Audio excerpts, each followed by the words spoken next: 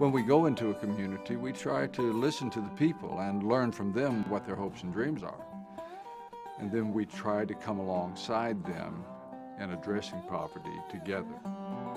I want to see things changed. You have to want to come out of poverty. You have to strive to be what you want to be. When we all come together, we can do an impact in the life of one child, in the life of one family, in the life of a community.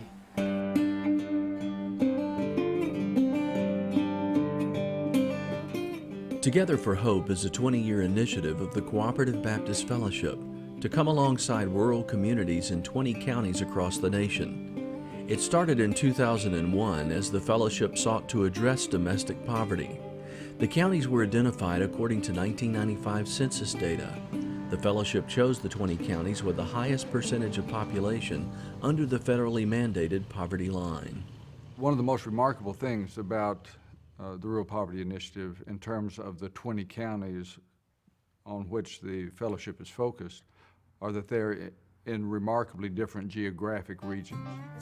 The counties are in 5 regions, 2 counties in Kentucky's Appalachia, Perry County in Alabama, 6 counties in the Mississippi River Delta, 7 counties in the Rio Grande Valley of Texas, and 4 counties in the High Plains of South Dakota.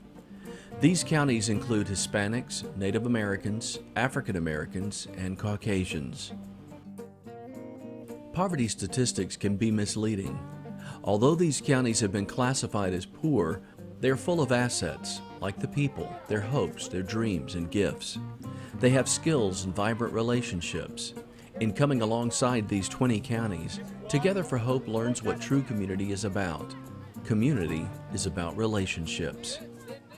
Norton is a close-knit community. People really care about each other. They care about their community and their school, and I think that's what holds this community together. It's kind of an unofficial motto that the work is the excuse. We're here for the people and for the relationships, and the work is the excuse to be here. I had a Lakota Sioux pastor tell me one time that they were tired of hit-and-run missions. And so the fact that we show up, that we have a long-term commitment, seems to be encouraging enough that it brings its own kind of success, because the people then feel as if they have allies and others that are coming alongside them, and they're simply not in it alone. Together for Hope's approach of local asset-based community development focuses on the community's gifts. The philosophy acknowledges a community's existing and potential resources, their skills and goals. We appreciate all the help that we can get from outside. It's always welcome. But I believe that we are each other's greatest asset. You know, we just have to recognize that and pull together. So we have formed task forces around those areas, made up primarily of local people who set the priorities, who determine the strategies, and then we work to effectively network resources that help them accomplish their dreams, their visions, working with them and not for them, and empowering them to do the things that they want to do. Research shows communities are best transformed from the inside out. If transformation should occur during the fellowship's 20-year commitment, it will be because of the community's investment. It's important that we all take a part in this, because it's always easy for someone to come in and do it for you, but when you help yourself, that gives you you have more pride in what you're doing. You will take better care of it. You'll appreciate it more. Poverty is reduced by dealing with root causes. Together for Hope seeks to address root issues of poverty, such as illiteracy and economic development. One of the most important things that Together for Hope can do in the 7 counties in Texas as well as in other places is to connect people who have literacy needs with resources to address those needs. That may be an adult literacy class, it may be something as simple as a child's book to encourage reading in the home. But making connections and working with others, with other community resources, is a very important first step.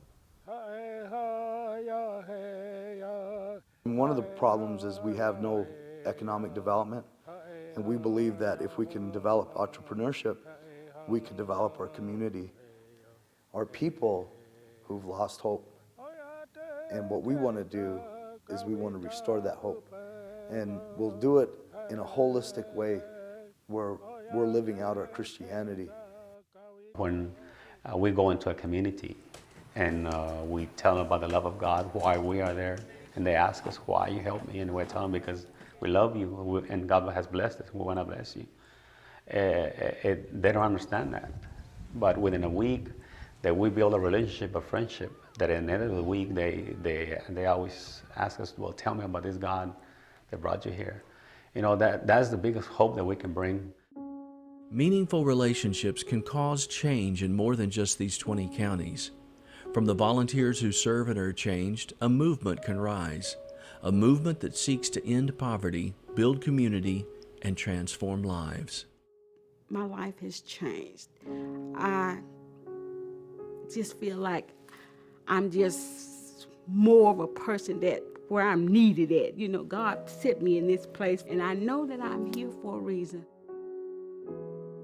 Our ultimate hope is that we can express our faith through love, and that truthfully, that at some point one of us can earn the right to be asked the question, who is Jesus Christ? And that we can share our faith through that. All of these community transformation efforts in which we've been involved have led to a remarkable number of professions of faith. And we celebrate that because it really is evangelism, and it's whole evangelism. And it's kind of like a real mix of addressing issues on earth as well as for heaven. Praise the Lord for CBF. I mean, each summer that I've been here, the ministry that we've been able to do to the community and specifically with the children has been because of CBF churches partnering with Harvest, coming together to help us do the ministry we believe that we've been called to do. And it has made a tremendous difference and a powerful impact and a statement to the community to why we're here. I'm grateful that we've made a long-term commitment to the people of the Delta and the poverty issues that are there. Sometimes people say, well, will you continue if you have successes, and will you stop if you're failing in the effort? And the answer is, regardless of whether we are succeeding or failing, we're going to continue in this work because Jesus wants us here. The how of what we do, we debate about. It's as varied as our political opinions and the resources we have, our vision, our time. But the why question we've settled for ourselves, that Jesus wants us to walk alongside the poor, and Jesus himself is walking alongside the poor. And so that's where we'll be.